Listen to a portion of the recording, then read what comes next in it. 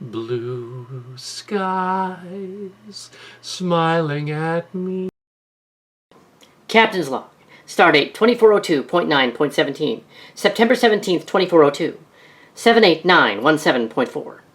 The Chimera A is en route to the Freaky Loud system in the Alpha B Doradus binary system.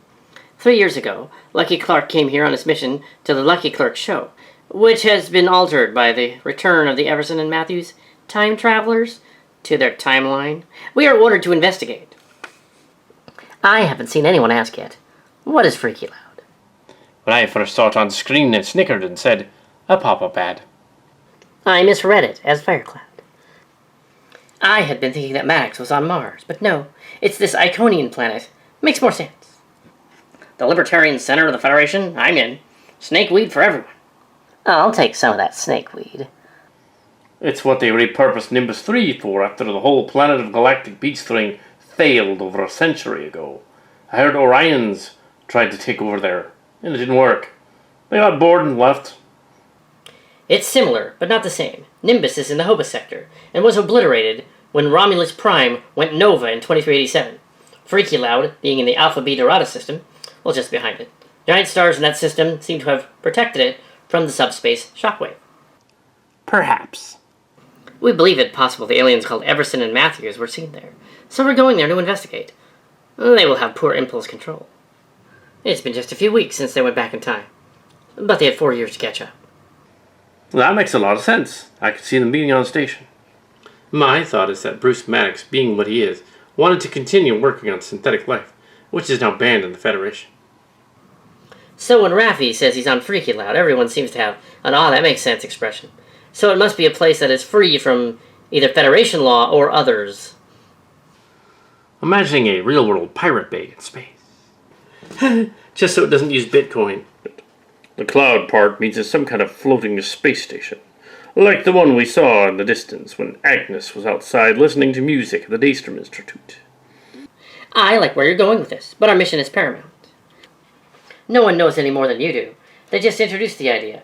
They will explore it in the coming episodes. The show is serialized. Not everything is resolved by the end of the episode.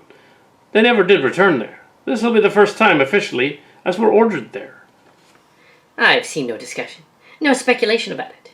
Figured I'd get it going. Sounds like a space station or habitat, with Ferengi by the sound of it. Space station, probably. The Ferengi don't do free, though. Yeah, it's what Deep Space Nine goes by now, and it's actually Freak Cloud, the most popular holo ordered at the holosuites. It's nothing overtly sexual, but it just puts you in a stand-up special produced by Quark, where Morn does what Morn does best. Talk. It's where those space hippies from TOS ended up. An anarchic space station or planet. No laws at all, but somehow it works, as any bad guys just get lawlessly dealt with. Tandy and I will go on our mission while you go down there.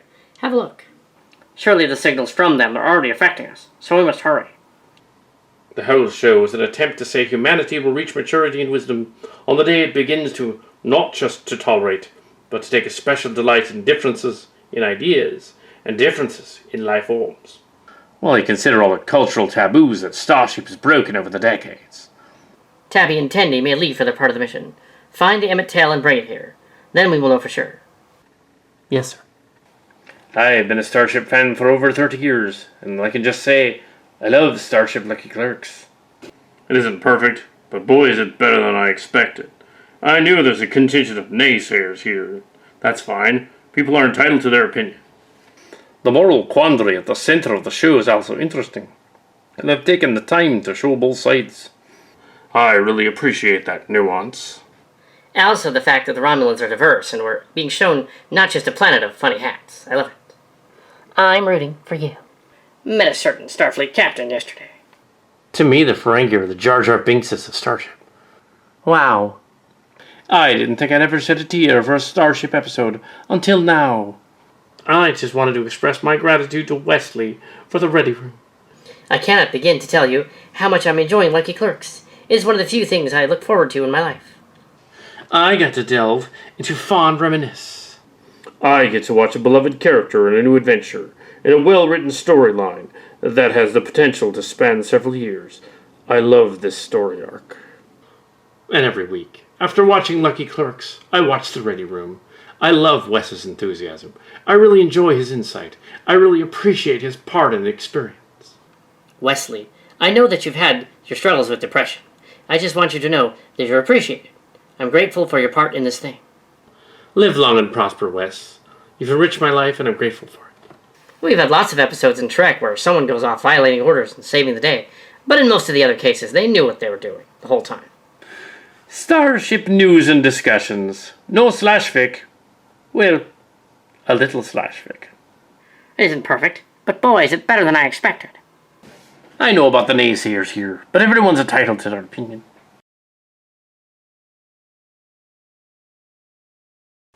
I am Guinan. You met a version of me months ago. The power vacuum here, with what happened in 2399 on Freaky Loud, has called you there. Go there, and you will see me in person. She's a hologram of some kind. We must be close. Yellow alert, to your stations. Once we come out of warp, we want to know what we're dealing with. I don't expect a welcome committee.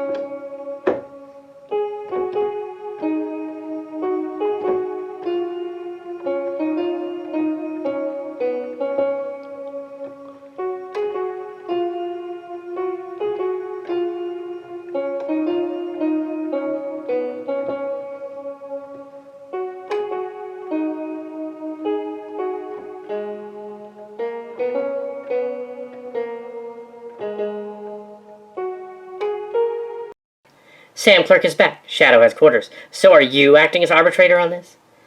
The planet doesn't have a ruling council, so no. Nor will they have any jurisdiction. What exactly is your rank and position, sir? Same as you, really. Engineering, mostly sciences, and computers. Retired since 2385. He was forced into it if the Mars fleet got fracked. Yep. They're using Orion-style techniques to mine subspace and normal space, littering them with spam, Captain. Mind control is not supposed to be possible. It's not a virus.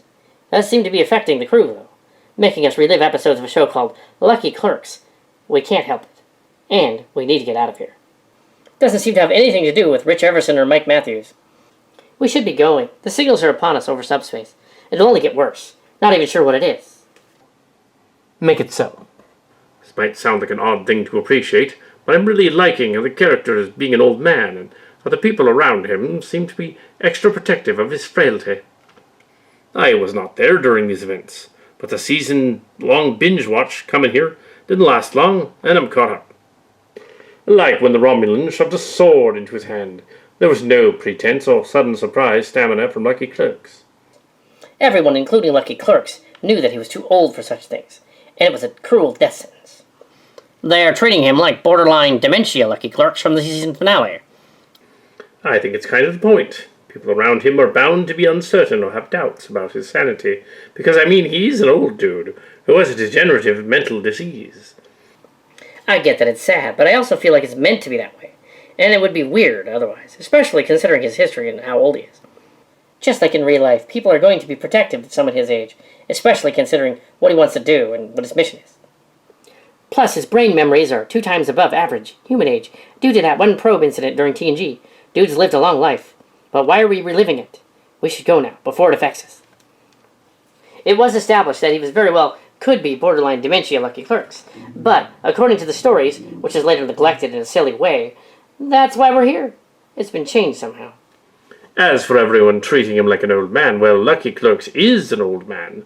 Lucky Clerks is 92 as of 2399. It'll only make sense for everyone else to be treating him like an old man.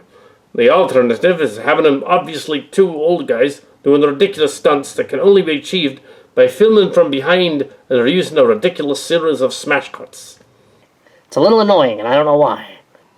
Maybe you watch too many RL interviews. That is exactly my issue. I cannot believe Lucky Clerks mellowed. Too accepting, easygoing, and choking. He's too casual for Lucky Clerks, but I can't imagine him having other modes besides stolid. I agree. Makes the show really tense at times. Are you telling me you don't want Lucky Clerks action hero? I was seriously worried the show would be like that. I'm liking it as well. Lucky Clerks was never an action hero.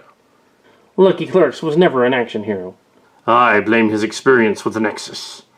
I am not a huge fan of most of the decisions they're making, but to see Lucky Clerks act his age is a welcome show of understanding. I like this too. In the Cillian version, I was there when he shuttled those Romulans in the chateau. He did, but I think it was believable. One good one, but his stamina wouldn't be able to tolerate much more than that. The scene at his chateau was a little scary with him getting thrown and knocked into the desk, but again, him using a phaser on 1 or 2 of the Romulans made sense, and since I played one of the helpers, cool for that. I'm enjoying it thus far. It's a good show, but I miss the episodic lives of the Starship crew, beaming the focus for show. Just hoping the series is standalone episodes, and not a series-long storyline again. I don't mind a series-long goal. Tabby, Tandy, you two should go first. Then we will assemble a team and go there and give them a breakdown of the show they're forcing us to relive. Yes, Captain. Good luck. Yeah, that's what I think is missing now. Some more crew-centric episodes that feel a bit more, personal. A lot of the recent Trek is far too large-scale. I miss the episodes about people, which made the crew really feel like family. Yuck. Put together an away team. Cito and the usual suspects. I can. Should we prepare local clothing for us to wear? Nah, that's silly. It's not like we'd stick out in space, Las Vegas. It's more like Morocco, Captain. Cito, Astor, Rishenko, Molly, and Miral prepare to go down there.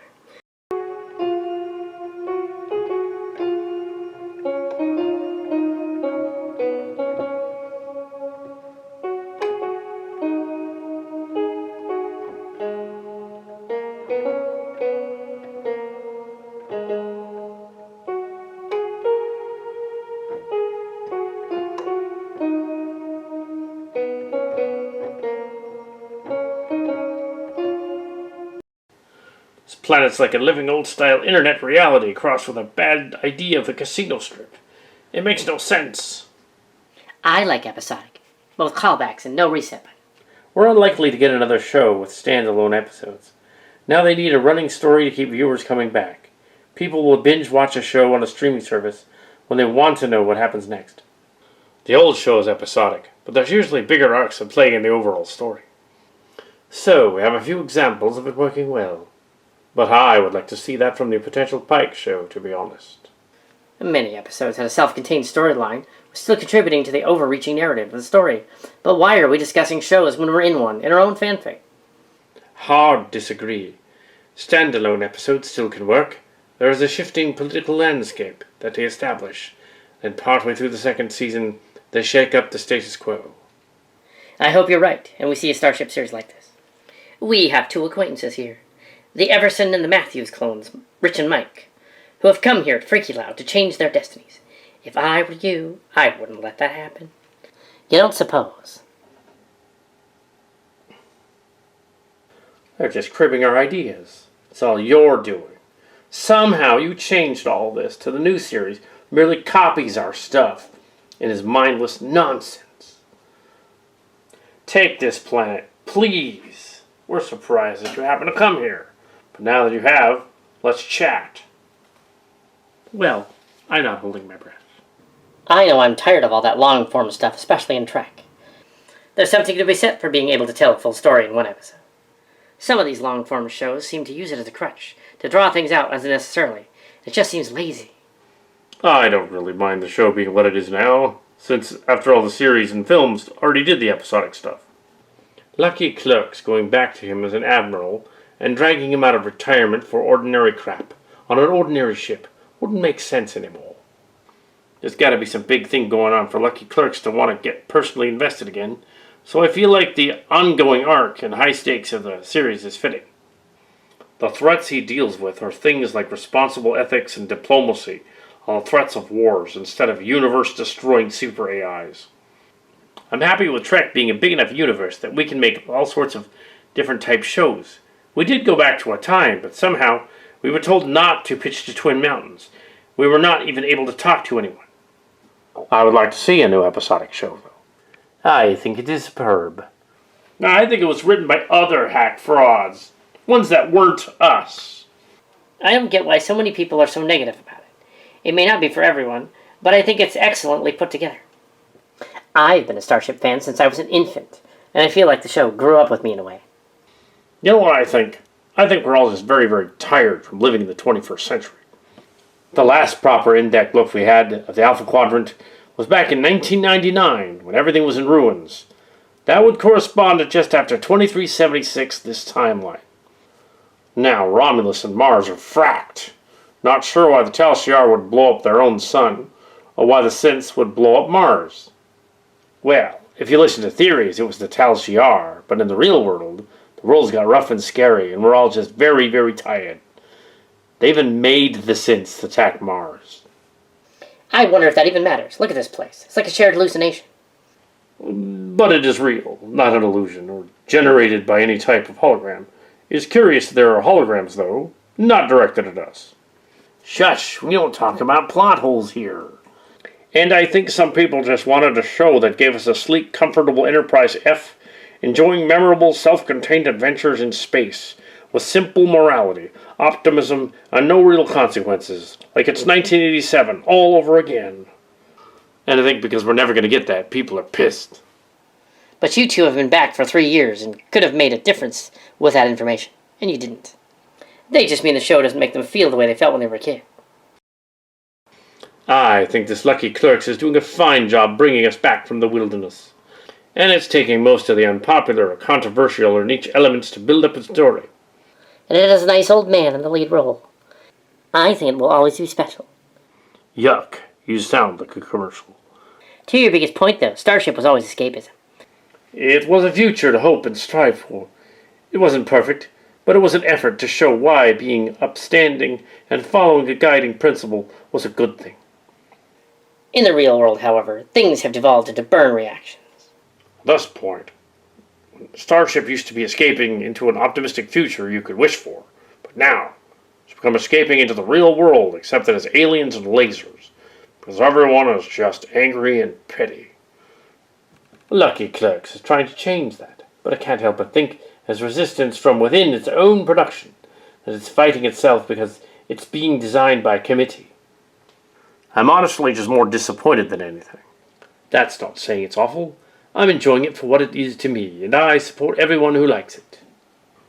They're mad at him or jaded about his mission, and we waste screen time as they eventually decide to come around, even though we know they're going to help him in the end. The bad guys are over the top. The sister lady has zero character, other than to menace her brother.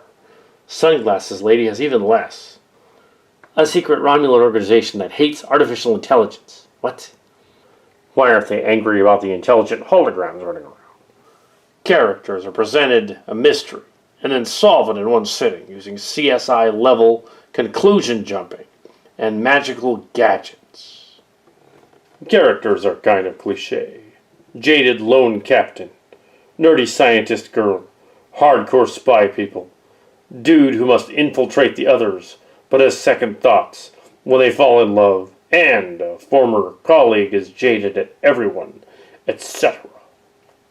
They also get angry at each other and have misunderstandings which feel very juvenile. It's like watching a slightly more mature CW show sometimes. I'm okay with gritty conflict in Trek. Just be intelligent about it. Intelligent? Ha! This is a hack fraud story written on a dinner napkin. We are of the neuron of B9. I thought we were of the neuron of Beforebot. I was never quite clear on that. Me neither, but I am dead, right? Yes, they saved me for later. B9 having twin daughters from a single neuron is super vague, and I assume they'll talk about it when they find Maddox. Where did they get the neuron? Why didn't they have lore in that lab with B42? Why are the Sins so creepy and terrible at interactions, when even the Enterprise D computer was more personable? I assume they're going to address this stuff, but ultra-basic things like lore should have been brought up by now. I suspect they won't. They're hack frauds.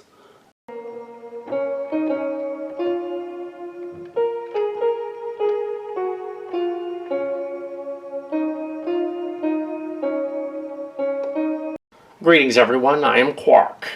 Romulan Empire was huge, and the Federation is enormous. We know of you.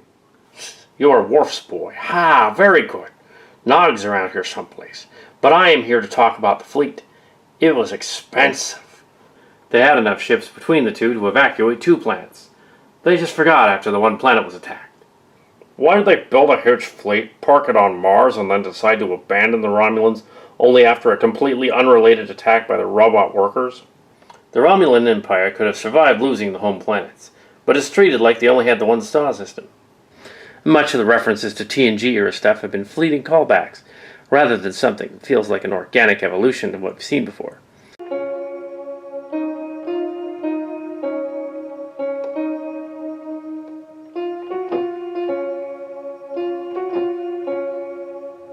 The Garrus Casino is where we detected a signal.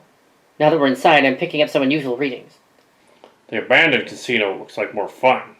This is one of Mandrake Cottle's crappy casinos. How do you bankrupt a casino? It's a license to print money. After Cottle was spaced in his ship and went to Mars and walked down onto the surface to die without a helmet, most of his casinos and businesses were belly up. Maybe he had something to do with the attack. No, he was too obsessed with stealing elections to consider causing actual terrorism. It's more likely he was a Tal Shiar, as one of you mentioned. I blew up in front of Lucky Clerks, but it's not so unusual for me to blow up, given my past as a Cillian. Lucky Clerks gets blown up on a roof, and the authorities return him home because there's nothing weird about that. Nobody thought that was weird. And we just walked out of there like nothing happened. Later, Lucky Clerks gets ambushed and gets a literal stack of dead motorcycle gang Romulans in his house, but doesn't tell anyone about this because the entire Federation Starfleet are so corrupt nobody can be trusted. The Federation is ridiculously huge. There's no one in authority in the entire government that can help you at all. Seems silly even if he's regenerated afterward, or never died somehow.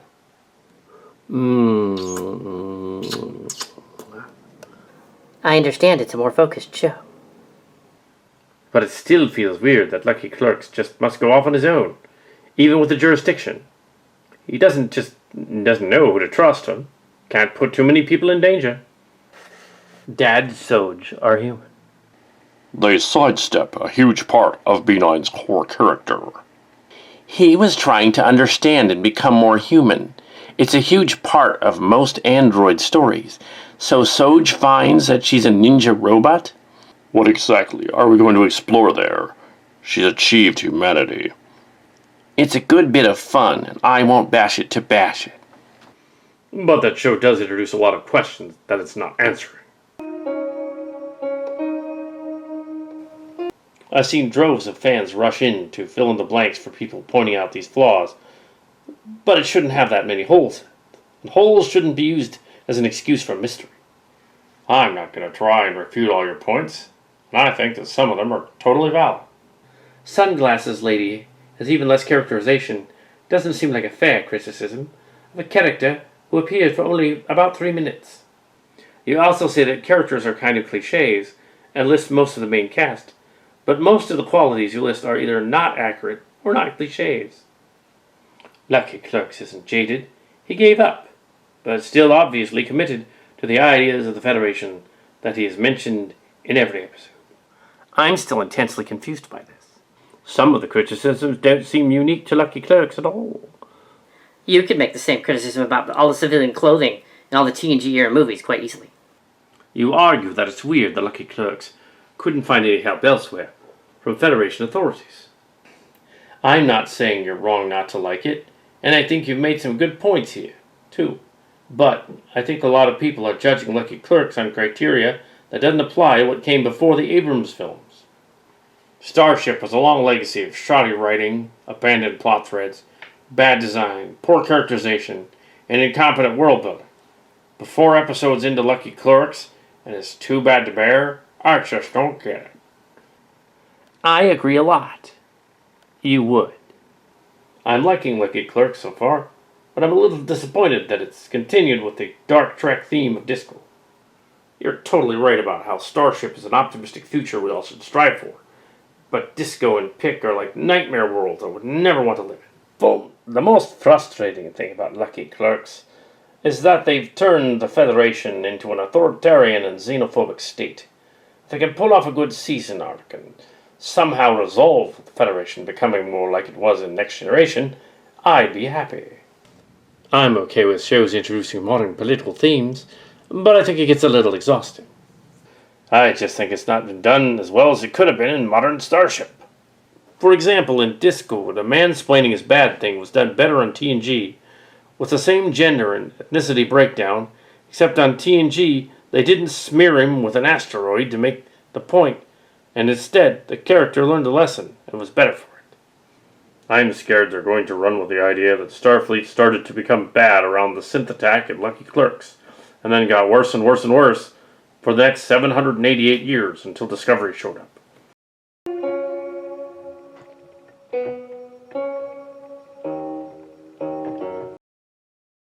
Hey, what are you doing here? It's a casino and I don't run it, so I came here to hedge my bets. The tell is coming back for me, I take it. Do not tell the management we were here. Oh no, I wouldn't do that. We could not help but overhear your discussion about Lucky Clerks and wish to chime in. Okay.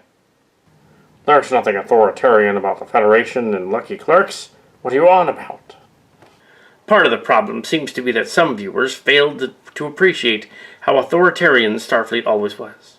We should be talking about the Federation, but we have to say Starfleet because Starfleet is way more powerful than it should be.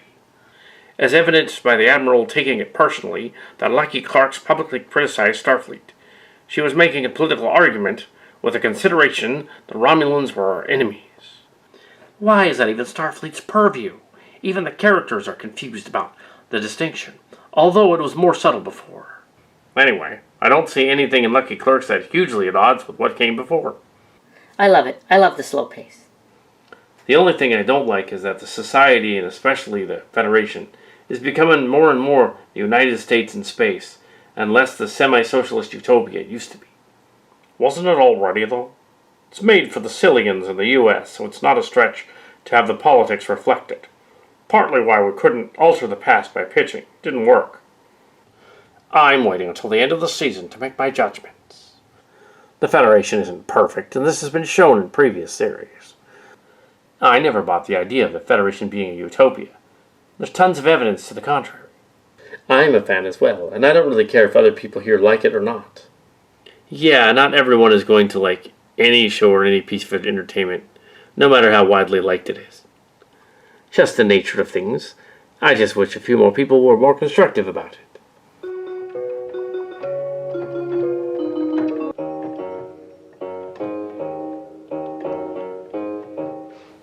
I'm also a Trek fan of 30 years or so, but I'm disappointed in Lucky Clerks.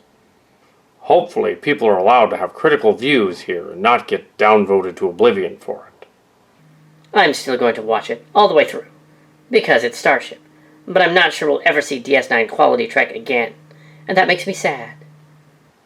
DS9 at its peak was an exceptional show. I mean exceptional. As good as DS9 is a high bar to hit. Also, Lucky Clerks runs for 4 episodes.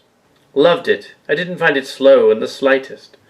I feel myself engrossed and intrigued by the mystery plot. It also looks wonderful and has given me a couple of new, unexpected character favorites in Laris and Commodore O. I've been a fan for years. I've suffered great loss and physical declines. Lucky Clerk speaks to me on this level. I can relate to his character aging and changing from my own experience. We continue to change and grow wiser, hopefully, as we age. We also decline, some faster than others.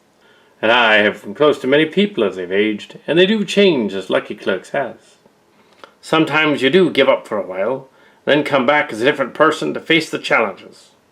It's a natural growth that I see in his character. I've noticed that as the show began, the way he moved was really like an old defeated man. But as Lucky Clerk starts to wake up, he starts to move a little better.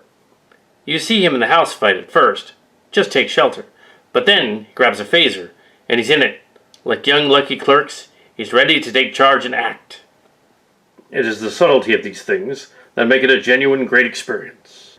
I like the blink and you miss it change in demeanor once he's aboard La Serena, as opposed to the Vineyard. You instantly know he's more comfortable. I'm absolutely thrilled to be a Trekkie right now. I feel like we're lucky, and our lifelong dedication is paying off in spades. When Starship 2009 came out, all I could figure out was the end of the Prime Universe. Now we got multiple shows and more to come. Couldn't be happier. I hate everything, but I love Lucky Clerks. I love Lucky Clerks so far, but I've found things to hate about it. The love angle between Nirok and Soji feels super forced. The whole scene where she calls him out for creeping her out and saying she doesn't trust him was immediately followed by him leading her into an abandoned hallway and sliding around on their socks to music for some reason. The whole thing was jarring and misplaced, and felt out of character. But when the rest of the episode was great, I'm capable of forgiving the nitpicky faults I see. Yeah, that sliding scene was kind of jarring. Certainly they could have thought of something better to illustrate the feelings between a Romulan who needs to go to the dentist and the destroyer of Alta B. When a scene fails and the music tries to tell you how to feel, you get the drama version of a laugh track. You see that especially with quick-paced movies and shows which never lets dialogue breathe or characterization be subtle, so they must compensate with lazy musical cues. It's awful. She's this incredibly intelligent woman, yet immediately falls in love, despite suspecting something, but continues to fall for the most obvious manipulations possible. Why, thank you. 2 slow burns in a row has left a bad taste in my mouth. But it looks like the plot is going to be moving along the rails to get something done with Maddox. If the next episode ends with them only locating the guy after 40 minutes of gunfights and planning at the casino, I'm going to be really discouraged. I'm surprised at how many people are okay with the depiction of Lucky Clerks. It comes across as very stupid and stamping on a Romulan's only sign, thinking he would be recommissioned by a woman who despises him a week after he trashed her organization for billions, blindly following a young woman with 0 combat experience to the top of a roof rather than come up with a non-stupid escape plan. It was a minor moment, but in the most recent episode, Lucky Clerks uses sarcasm to escalate a conflict, where the Lucky Clerks I know would never do something so foolish in that situation. This was the master diplomat of the Federation. His entire shtick is talking through problems and being focused on solutions. Heck, what is it with Lucky Clerks loving a child? This is a man who can't stand children, which was a defining characteristic. I love that Lucky Clerks is older, but he's straightforwardly incompetent. This I do not like.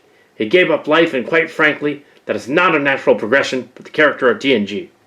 I'm not saying it's impossible, but if you want me to believe that Lucky Clerks became someone who wallows in failure, you must show it. A moment of weakness, but a decade or two? No, not a chance. What we've got is utterly unconvincing, It feels more like a character assassination than a character exploration. Where's the brilliant genius we all looked up to? This place is like a nexus, and our conversation is being converted to the story in front of us, in case you didn't notice. I suppose they'll be on about the Romulan kid next. Oh well, to each their own and all that. Oh, the loving child thing. I am constantly surprised at how many people are torn up about this detail. Yes, he was outwardly displaying disdain for children throughout the character's history. The most outward example of this is when Lucky Clerks entered the Nexus. If the Nexus is a place where one's thoughts and desires shape the reality you have when you enter it, and the first thing you come up with when you get there is a fantasy wherein you and your children are having Christmas, what does that say about your deepest desires? Never made sense for Kirk to have dreamed about the cabin with Antonia either. The Nexus is stupid. Lucky Clerks is just older in his age, and the desires of his heart have come to the surface. The Christmas part in that was like a bizarre fanfic. Not the Clerk we knew. Clerk would have wanted a space brothel on the bridge of his ship, not a cabin with just one woman. I always thought his dislike of children was a trait that softened over time, especially the family ship, the Enterprise D. The Captain Lucky Clerk's Day episode showed discomfort but not dislike. He clearly loved his nephew and chose to spend time with him. I was surprised by him stepping on that sign, but I take it as an example of how much he is offended by the changes he sees. And he's old. Lucky Clerk's genius was always his moral clarity. He still has that, but his position no longer affords him the ability to have others fall in line. I know you covered a lot of points, but for me, the stamping on Romulan's only sign was a deliberate attempt to cause a conflict so that Elnor would side with him. I felt it spoke differently to banning of the synths. Romulan's only is the equivalent of no synths allowed in his mind, systematically excluding others for being different. Lucky Clerks was always about respecting all life, and this goes directly against that. I had a similar takeaway. These people are segregating themselves from humans as a direct result of his failure to protect them. He would absolutely be upset. It challenges his way of thinking. That makes Lucky Clerks extremely manipulative to the extent of sociopathy. Not the Lucky Clerks I remember. I think the fact that Lucky Clerk said he just had to have the detour implies his relationship was genuine. Along with getting a kid gifts, reading to them, and teaching fencing, why would he have pretended? It was always clear that Lucky Clerks avoided children as much as possible. He could have done that here. All TNG said that the Lucky Clerks was uncomfortable with children and with showing emotions overall. Nothing more. That doesn't mean he can't open up to one. I can relate to this because 10 to 15 years ago, I couldn't stand children. Now, I don't mind them. People change with age in more ways than you could imagine. Yes, now Lucky Clerk shows anger. Yes, he's not the same anymore. But he had 14 years to live and wallow and resent after being sidelined. This Lucky Clerks is 20 years old. This happens to most, if not all, people as they age and gain more life experience. Someone can hate something, then get exposed to it over time, and realize they were wrong or find something to like. The only issue here is your rigid thinking. That's not how people work. You're just making the common human mistake of thinking your opinions are infallible and everything else must be wrong. A faulty premise leads to a faulty conclusion. I did think it was quite manipulative, yes, although to an acceptable degree. I also thought they were going there to get help from the nuns rather than see the child. The nun mentioned he hated children, and he said not you to the child. I thought it was a nice way to soften his stance on children, but keep things classic Lucky Clerks. His personality had changed, and I think the writers had done this with compassion to the past.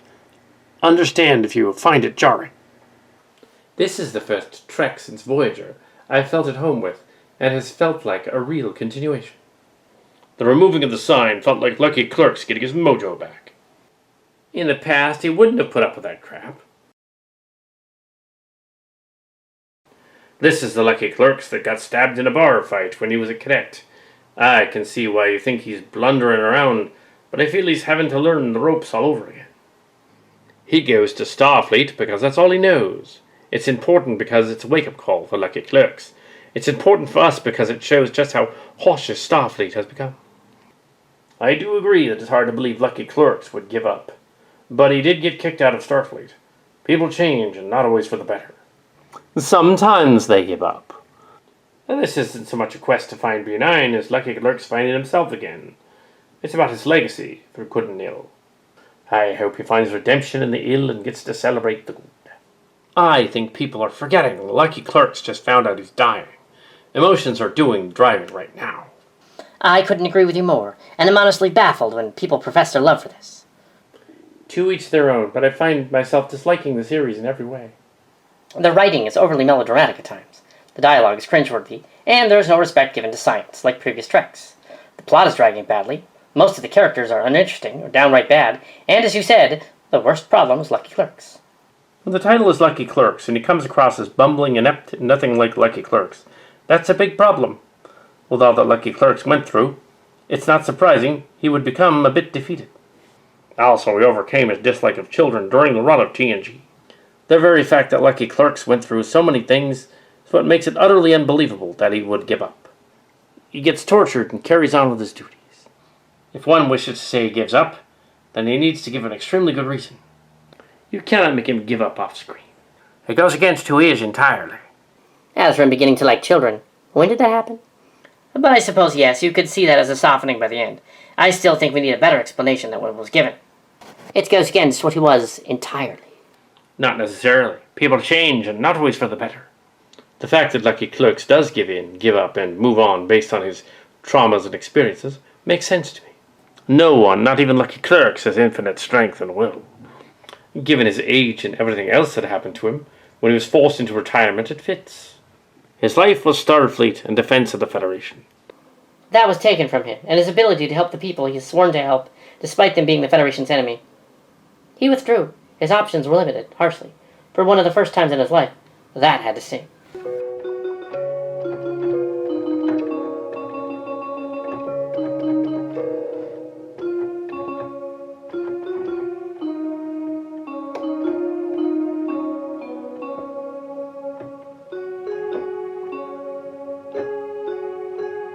They're still copying us, but I'm not detecting any bluegills in charge of them. Then they're doing this because of us, or for our amusement? That's odd. He was stunned, in shock during his conversation with Raffi, outside Starfleet headquarters, and he didn't know what to do, for the first time in his life. The fact that he's now trying to write some of this makes sense. That's Lucky Clerks. His constant through all of that was the Federation and his morality. The attack on Mars challenged that. Then the incident on Mars challenged both. He felt completely betrayed by the Federation that he served for 60 years. He couldn't do anything to help the Romulans, who he had committed to without the Federation. Everyone has a breaking point, and this was his, no matter what else happened in his life. I get that feeling too. Lucky Clerks would never give up like that. Heck, what on earth is Lucky Clerks loving a child now? This is a man who can't stand children, which was a defining characteristic. The only thing wrong here is expecting someone to be the same person they were 20 years ago. People change as they age and gain life experience. The problem isn't with Lucky Clerks, it's your expectation. I agree with your assessment. I'm sad because there's very little I'm enjoying from this show. We're clearly not watching the same show. If there was anything you had to say you weren't enjoying about the show, what would it be? Sometimes we zip around to different locations and I'm barely adjusted to the one that we're in. I also think that the early episodes have been too much about setup and don't have enough payoff in each one to make it worth waiting for another week for the next to air. Lucky Clerks is an idealist. He either hoped or assumed the Federation would be as brave and as fair as he had tried to be. I don't think he was pulling a master stroke when he took down and stood on the Romulans' only sign, but simply reacted to the same way that other people tore down White's only signs in the past, because to him it was disgusting and wrong. Did they really think of that idea, or were you just guessing? I was just assuming that since there are so many agendas going on here, most of which are ham-fisted, so that one fits. The amount of thought they've put into this in every detail is astounding. I agree completely. Starship can be like a religion to some Trekkies. I think that these people are the ones that tell the TNG crew that Starship saved their lives. I could be one of these people. Starship helped me get through a very dark period in my life. It gave me hope. I'm happy you like it, but I gotta say I'm not impressed so far. It's fantastic. Perfect blend of new and old. Still has the warrior poet core. Fan service is there without being gauche. Zero complaints, many compliments from me. I'm just glad we got a Romulan show. Lucky Clerks is everything I wanted it to be. Freaky loud, here we come. Space madness-induced revenge obsession is not a motivation.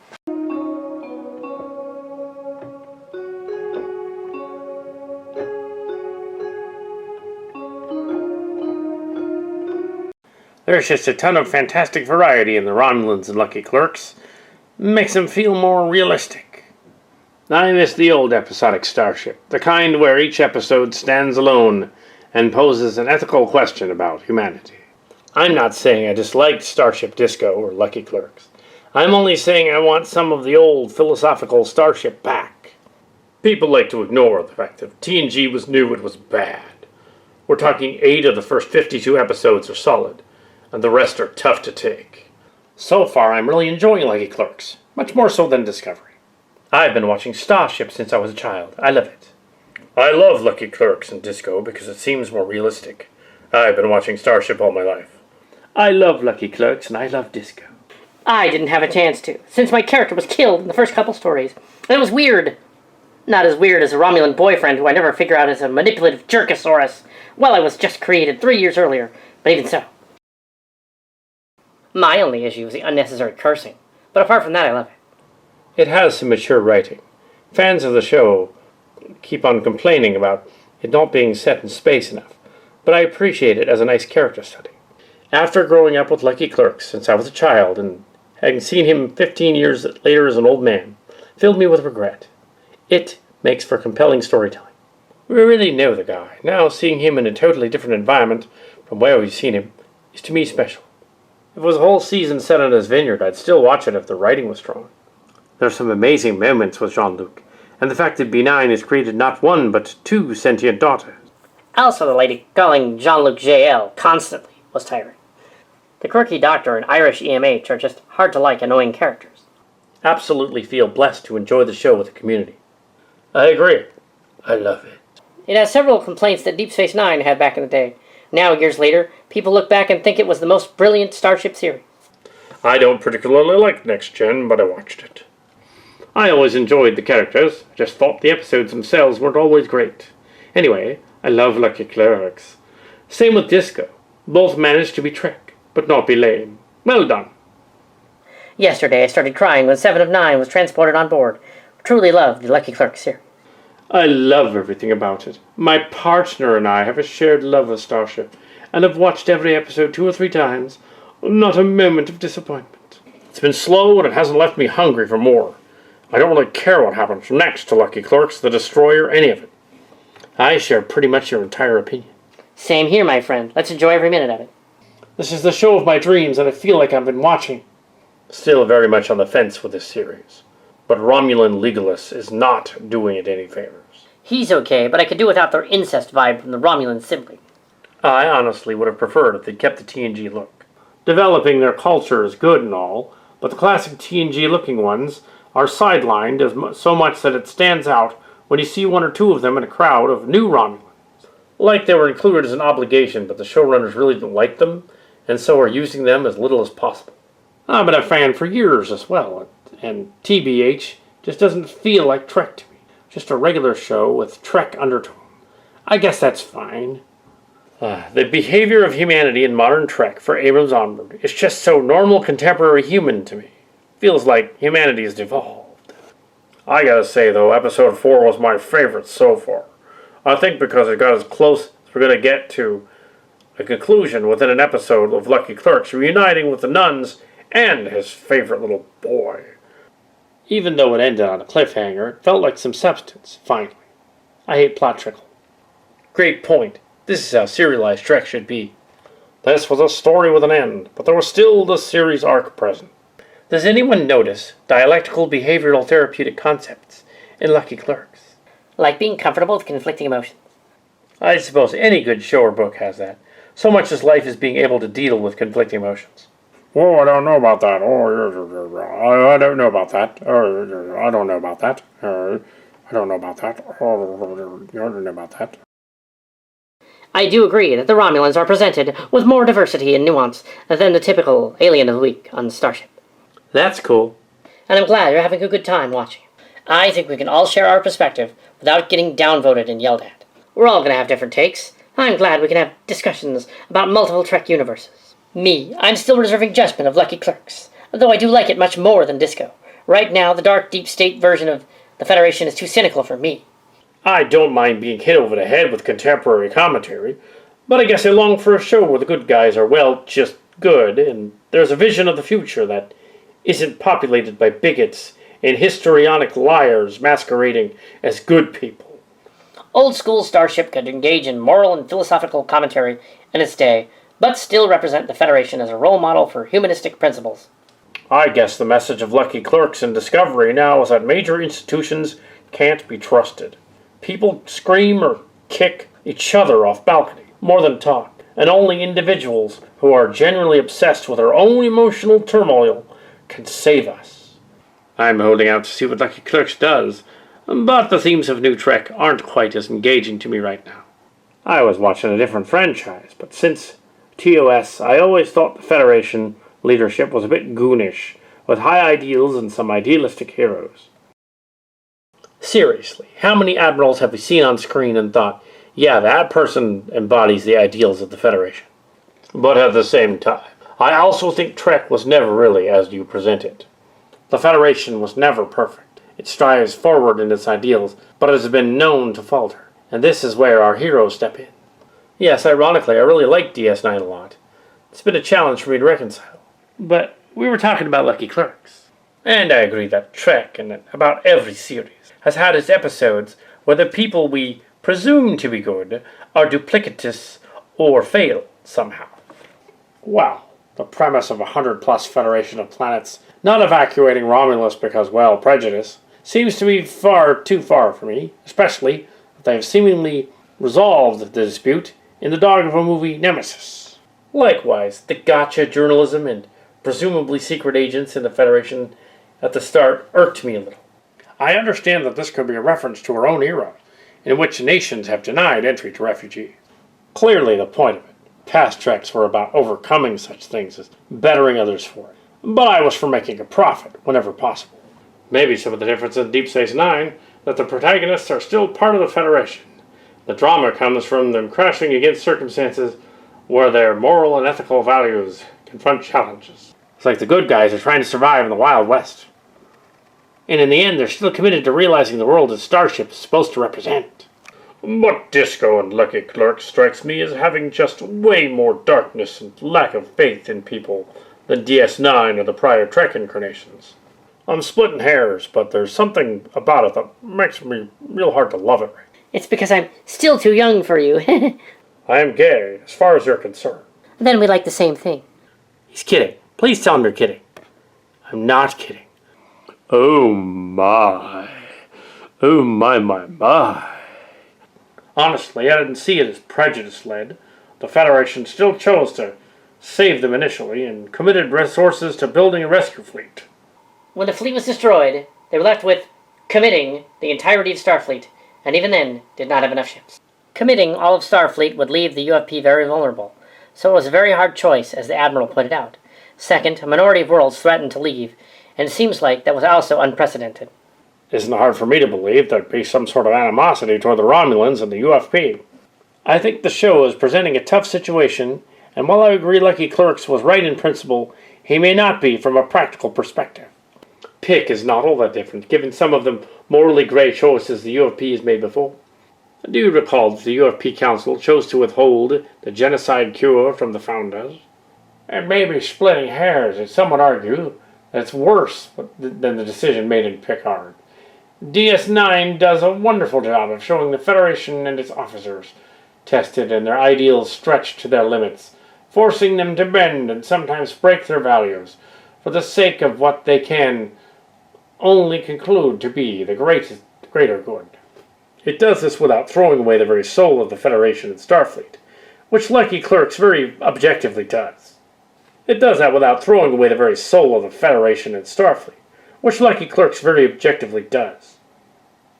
Picard is showing a very different situation, with a terrible attack, an entire rescue fleet being destroyed, and Starfleet having to choose between Federation safety and cohesion over committing all of Starfleet to save the Romulans, which would leave them open to attack.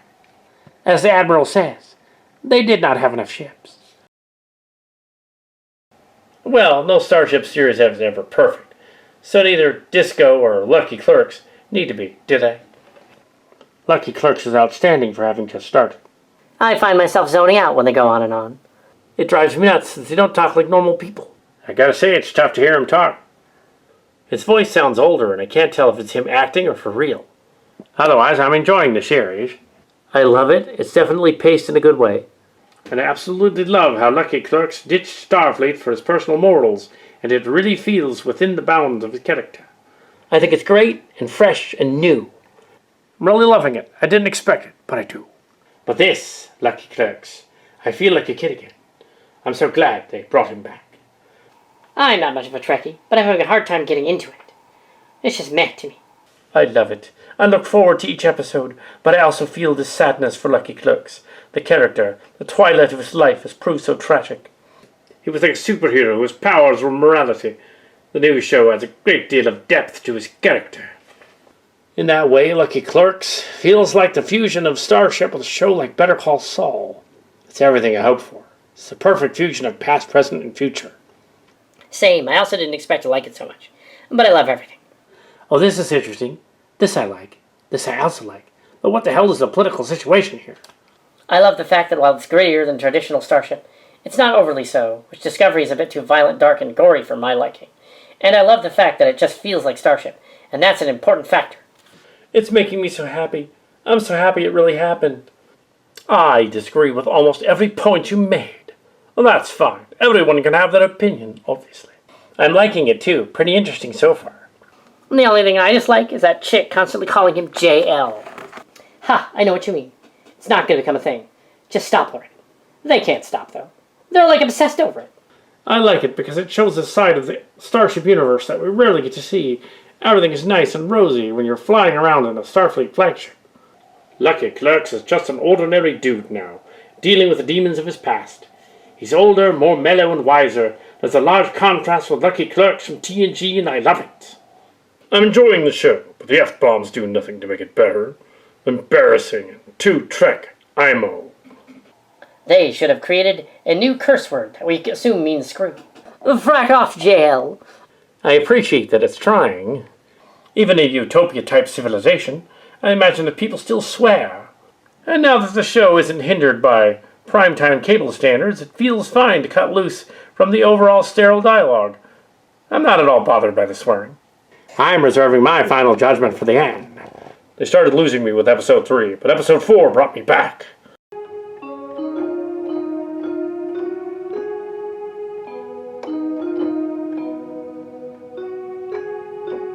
Our away team is trapped under some sort of force field down on the planet. We can't get to them. The Till is here, so we're going to figure this out. The force field is covered in the city. It's unknown what's going on down there. All we have is this weird hollow of Guinan. I would have trapped it, but it's a hologram. Captain Nog is trapped down there with your crew. Tabby's returned from her mission, and there isn't time to send her down there also. Your crew will remain until they discuss the conclusion of the Lucky Clerks saga. Let them go. This is ridiculous. I am programmed to complete the mission, as the Maddox is programmed, to release him also. Maddox was killed here. Suppose he was part of the AI controlling the planet. We need to proceed cautiously. The AI is powerful and could destroy us. It's generating 12th power energy down there. Like V'ger? How is that possible? It's not one of his planets. A planet he visited during his travels, but not one of his directly. Makes sense given the synth band, but only if it's Federation.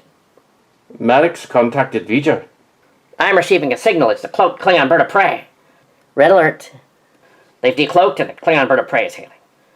Put him on screen. Wait a minute, Captain. We're actually on the planet, and so are they.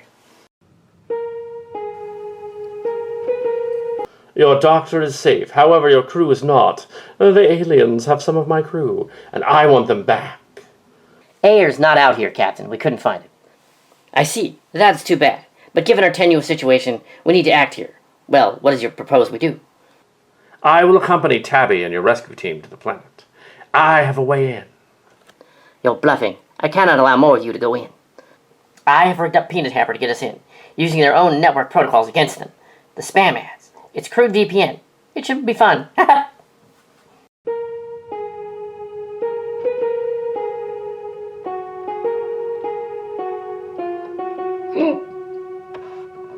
Screwed up because it burnt.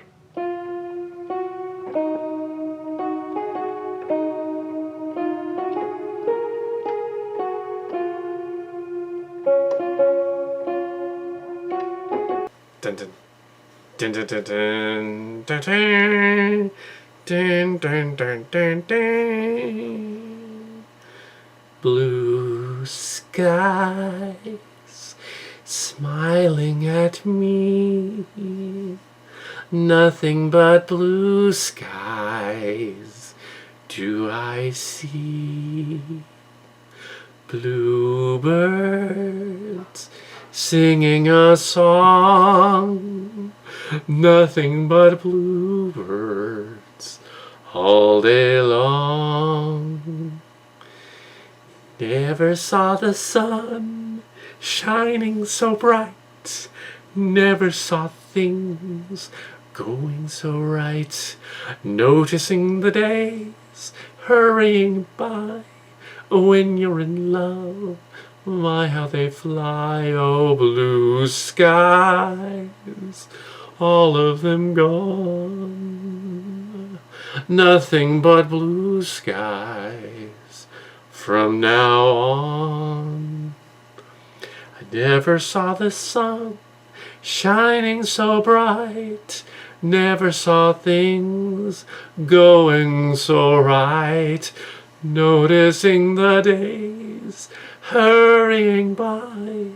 When you're in love, my how they fly. Oh, blue skies, all of them gone, nothing but blue skies from now on. Dun,